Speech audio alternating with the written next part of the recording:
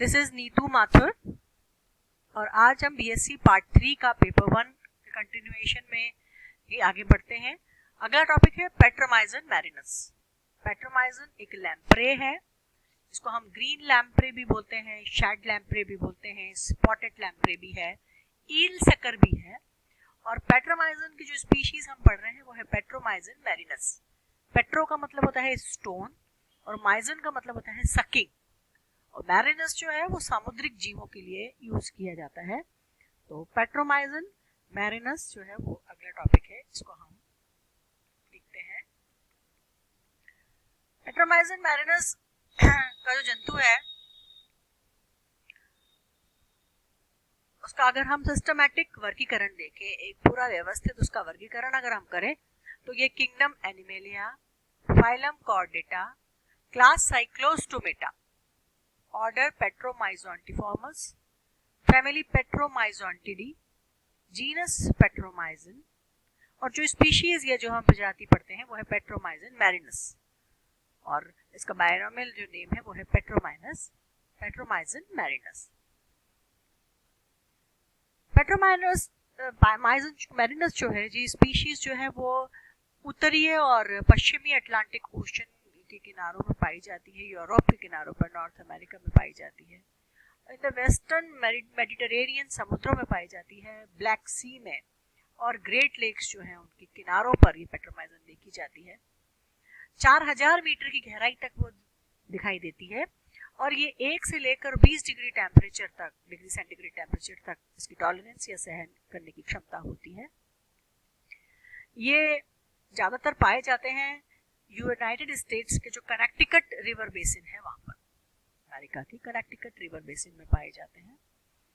और जो सबसे ज्यादा इनकी प्रजाति है, जो लॉन्गेस्ट यूरोपियन पॉपुलेशन है, लार्जेस्ट यूरोपियन पॉपुलेशन है सी लैम्प्रेस की, पूरे south western area of Europe, जो यूरोप है उसके बिल्कुल दक्षिणी पश्चिमी भाग में प्रेजेंट होती हैं, और इन स्थानों पर इनका पालन भी देखा जाता है।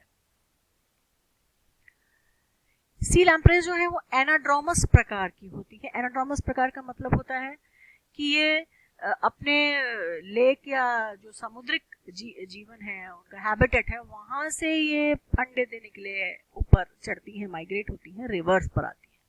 तो जब गमन समुद्र से रिवर की तरफ होता है तो उन्हें एनाड्रोमस बोलते हैं।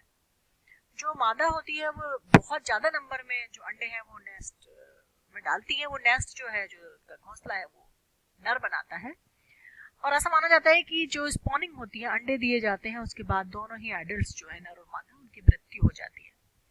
अंडों में से जो लार्वा निकलते हैं वो मिट्टी के अंदर धंसे रहते हैं, बॉटम के अंदर रहते हैं, और निस्यंतक प्रकार का भोजन, फिल्टर फीडिंग तरह का भोजन जो है वो लेते रहते हैं। नीचे जो जमा हुआ डेट्रिटस होता है, प्लैंक्टन्स होते हैं, उनको खाते रहते हैं, और काफी साल तक ये रिवर में ही रहते हैं, फ्रेश वाटर में ही रहते हैं। और फिर उनके अंदर काफी साल के बाद में उनके अंदर मेटामॉर्फोसिस या उनके अंदर कायांतरण होता है, और फिर वो वापस समुद्र में या लेक में चले जाते हैं। जैसे वयस्क बनते हैं तो वो समुद्र में चले जाते हैं, और फिर वहां जाकर वो फिर हेमाटोफेगस प्रकार का भोजन लेते हैं, यानी कि रक्त के परजीवी बन जाते हैं, रक्त खाने का काम करते हैं। ये देखिए इसके एक्सटर्नल फीचर्स हैं, इसकी बाह्य संरचना ईल लाइक संरचना है लंबी इसकी, और इसमें आगे ये देखिए बक्कल फनल है, चक्रीय मुखांग, पीछे आईज हैं इसकी, जो आंखें, बड़ी बड़ी आंखें होती हैं, उनके ऊपर एक पटल होती है, पर्दा होता है, पीछे 7 एक्सटर्नल गिल स्लिट्स, गिल दरारें दिखाई देती हैं। ये इसका हेड रीजन है, ये इसका ट्रंक रीजन है, धड़ीय भाग, और ये इसका पुच्छीय भाग है, टेल रीजन। इनमें ये एक अग्र डॉर्सल पृष्ठीय फिन है, ये जो है वो पश्च पृष्ठीय फिन है, और ये पुच्छीय फिन है। इनके ऊपर अंदर थोड़ा सा कार्टिलेज इनमें पाया जाता है, बाकी जो है वो हमने अभी देखा। ये इनकी जो बॉडी का कलर होता है वो लाइट कलरेशन ऑफ बॉडी। देखिए अब हम यहाँ देखते हैं तो बॉडी जो है वो इलोंगेटेड है, ये देखिए सिलेंड्रिकल है। ये जो पेट्रोमाइजन मैरिनस हम पढ़ रहे हैं ये लगभग 1 मीटर तक लंबा होता है। लैम्परेटा फ्लूविएटालिस जो लैम्पर्न और कॉमन फ्रेश वाटर लैम्प्रे है वो 90 सेंटीमीटर तक बड़ी होती है, और लैम्परेटा प्लेनेरी जो सैंड ब्राइड और लेसर फ्रेश वाटर लैम्प्रे है वो 45 सेंटीमीटर तक की ही लंबी होती है। लेकिन अभी हम पेट्रोमाइजन मैरिनस पढ़ रहे हैं, तो ये पेट्रोमाइजन मैरिनस 1 मीटर तक लंबी होती है। देखिए upper surface of the body होती है वो यूजुअली डार्क ये है डार्क ब्राउन, ये तलम्बा जो है डार्क ब्राउन ग्रीनिश ब्राउन है इसका सरफेस। स्लाइमी होता है, चिकना सा नजर आ रहा है क्योंकि इसके अंदर एपिडर्मल जो ग्रंथियां होती हैं, रिजर्मी जो ग्रंथियां होती हैं वो उसमें स्लाइम या चिकना पदार्थ स्रावित करती रहती हैं और चिपचिपा सा पदार्थ इनमें स्रावित होता रहता है और इनमें शल्कों का अभाव होता है। देखिए आप ये इस मछली के ऊपर चिपकी हुई है ये पेट्रोमाइजन। जो बॉडी है वो आपने देखा 3 भागों में बटी हुई है, हेड, ट्रंक और ट्रेल, जो कि अलग से डिमार्केटेड नहीं होते हैं, अलग अलग हम उनको नहीं कर सकते हैं, वो एक स्मूथ सरफेस पर ही स्मूथ ही सरफेस हमको दिखाई देता है। इनके अंदर जो आईज है उनमें आईलिड्स नहीं होती है, लेकिन वो ट्रांसपेरेंट एरिया, स्किन के ट्रांसपेरेंट एरिया से ढकी रहती हैं। हमने देखा मीडियन डॉर्सल फिन जो है वो 2 अनइक्वल पार्ट्स में बटा हुआ रहता है, अग्र और पश्च में। इसके अंदर पुच्छीय फिन भी उपस्थित होता है जो कि पश्च डॉर्सल फिन या पश्च पृष्ठीय फिन के कंटिन्यूएशन में होता है। इनमें थिन कार्टिलेजिनस फिन रेस होती हैं सपोर्ट के लिए। छिद्रों की बात करें तो मुख प्रेजेंट होता है the apex of buccal funnel border by ring of cartilage. उसके बाद में नॉस्ट्रिल और नेसोफेरेंजियल अपर्चर प्रेजेंट है। आंखों के पीछे एक्सटर्नल गिल्स हमने देखे। ट्रंक और ट्रेल के स्लिट लाइक प्रिपरेशन क्लोएका उपस्थित होता है। एंड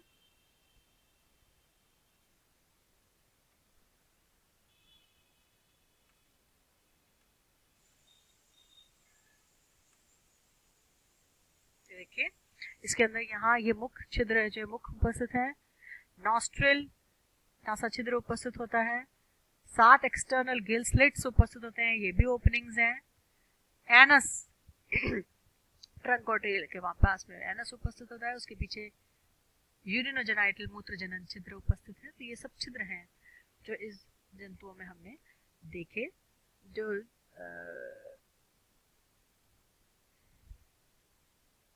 इनके अंदर मुख्य रूप से ये संरचनाएं पाई जाती हैं। Now the important feature is buccal funnel. इसका मुख्य जो फनल होता है वो इम्पोर्टेंट होता है क्योंकि ये कप लाइक स्ट्रक्चर होता है और इसको हम ये चूषक होता है।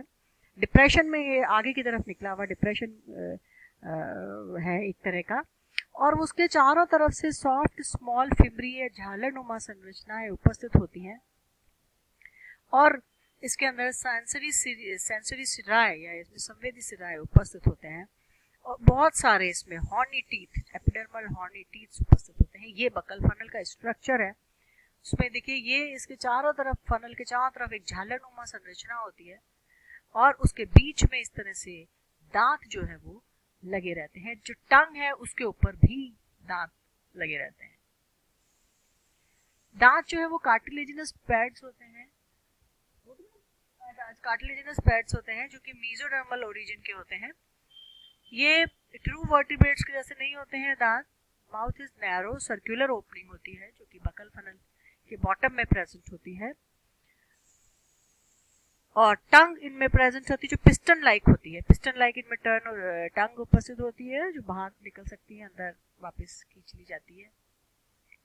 ये देखिए this is the buckle funnel. ये एक देखिए फनल लाइक स्ट्रक्चर है जिसके चारों तरफ झालरनुमा संरचना है, और ये जो झालरनुमा संरचना होती है इसके अंदर ये इतने सारे दांत उपस्थित हैं। बीच में ये पिस्टन लाइक जिह्वा या टंग उपस्थित है, ये भी हॉर्नी होती है। और ये जो दांत है देखिए इनका विशेष प्रकार से अरेंजमेंट इनका होता है। The body wall and muscles of lamprey. Skin soft है, हमने देखा है इसमें बहुत सारे म्यूकस सिक्रीटिंग श्लेष्मा स्रावी एक कोशिकीय ग्रंथियां होती हैं, और 2 तरह की इसके अंदर सिक्रीटरी सेल्स या स्रावी कोशिकाएं उपस्थित होती हैं। एक होती है ग्रैन्युलर कणिकामय कोशिकाएं जिनका की फंक्शन अननोन है, लेकिन लंबी इलोंगेटेड क्लब सेल्स जो होती हैं जो हाइलिन साइटोप्लाज्म या स्लाइम का स्रावण करती हैं। एपिडर्मिस के नीचे कोलेजन तंतु उपस्थित होते हैं और पिगमेंट सेल्स या वर्णक कोशिकाएं इनमें उपस्थित होती हैं जो स्टार की आकृति की होती हैं और वो अलग अलग कंडीशन के अंदर अपना शेप बदल लेती हैं, अलग लाइट की कंडीशंस हो, अगर कलर जो है वो जो इल्यूमिनेशन का जो होता है और लाइट की उपस्थिति के आधार पर वो पेल टू डस्की कलर उनका हो जाता है। मसल्स जो है वो जिगजैग मैनर में मायोटोम्स जो है वो उपस्थित इनके अंदर होती है। ये देखिए अरेंजमेंट ऑफ सेल्स, ये स्लाइमी लेयर है ऊपर, पूरी एपिडर्मिस है, डर्मिस है और इसके अंदर इस तरह से क्लब्स शेप ग्लैंड सेल्स उपस्थित है एक कोशिका।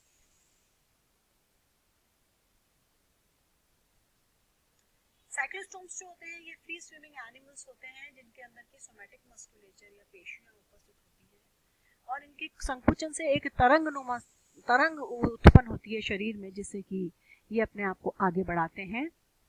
और वर्टिकली जो इनके अंदर मसल्स चल रही हैं उनको हम एक्साइल मसल्स कहते हैं। मसल्स के इन सेगमेंट्स को और खंडों को मायोमियर्स कहते हैं जो कि कनेक्टिव टिश्यू या संयोजी ऊतक के अंदर धंसे रहते हैं, पास के मायोमियर्स के साथ अटैच रहते हैं और इसके अंदर इसके अलावा कोई भी स्केलेटन, पेंडिकुलर स्केलेटन उपस्थित नहीं होता। इनमें कोई भी उपांगों की पेशियां उपस्थित नहीं होती हैं और जो इनकी आंखें हैं साइक्लोस्टोम्स की वो भी एक डीजेनरेट स्ट्रक्चर है और इनकी आंखों से 6 एक्साइली डिराइव्ड मसल्स हैं वो प्रेजेंट होती है और इनके अंदर नॉर्मली जो आई मसल्स वर्टिब्रेट्स में पाई जाती है वो एब्सेंट होती है।